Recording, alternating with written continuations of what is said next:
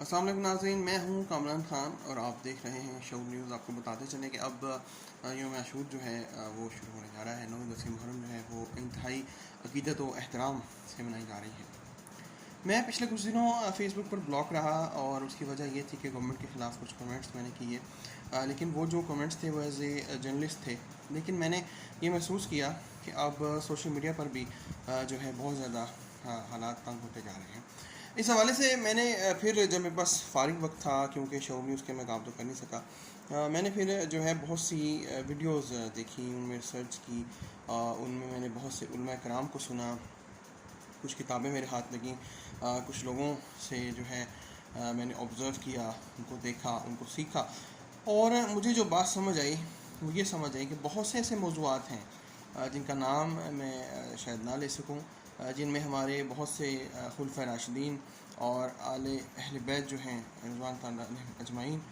अलैहिस्सलाम अजमाइन, उन सब के जो हैं वो नाम आते हैं। बिलखसूस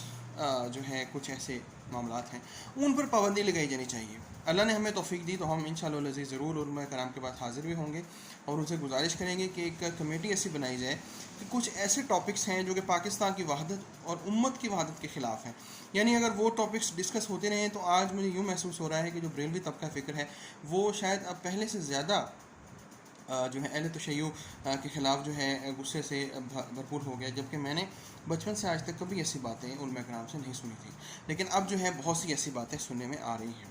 इसी वजह से मैं ये समझता हूँ कि एक कमेटी ऐसी तश्कील पाई जानी चाहिए जो कि ख़ास तौर पर बरेलवी तबका फ़िक्र और शिया तबका फ़िक्र के उलमा कराम की हो, क्योंकि इन दो तबक़ात में हारमनी बहुत ज़्यादा ज़रूरी है। क्योंकि बरेलवी अल्हम्दुलिल्लाह पाकिस्तान की सबसे बड़ी जो है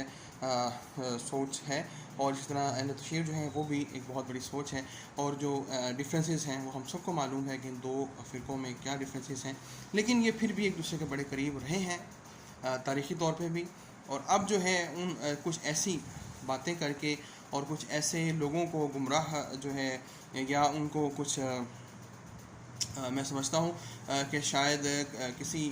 वजह से कुछ ऐसे टॉपिक्स का उन्होंने इयादा किया है जिसकी वजह से उम्मत में जो है इंतशार फैल रहा है, फैलने का अंदेशा भी है, और काफ़ी हद तक जहन दोबारा से मुंतशिर होते जा रहे हैं, जो पाकिस्तान की वहदत के लिए मुस्तकबिल में खिलाफत और उम्मत को एक करने का जो ख्वाब रजब तैयब एर्दोग़ान